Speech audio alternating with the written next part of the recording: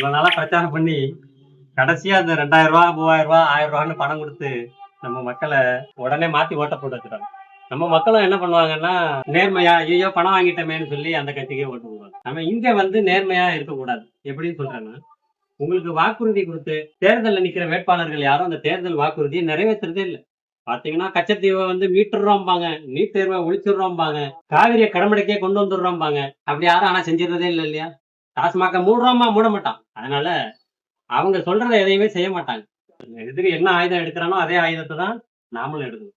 அதனால அவன் பொய் சொல்லி வரானா, நம்மளும் அதே மாதிரி அவங்க கிட்ட நேர்மையா இருக்கணும்னு அவசியம் இல்லை. நல்லவங்களுக்கு நல்லவங்களாவே இருப்போம். அதனால நாமளும் காசை கொடுத்தா வாங்கிக்கிட்டு ஓட்ட நாம் தமிழர் கட்சியில நம்மளுடைய விவசாய சின்னத்துக்கே ஓட்ட போட்டுருங்க. ஏற்கனவே வச்சிருப்பார்ல விவசாயி, அந்த சின்னத்துக்கு ஓட்ட போட்டுருங்க.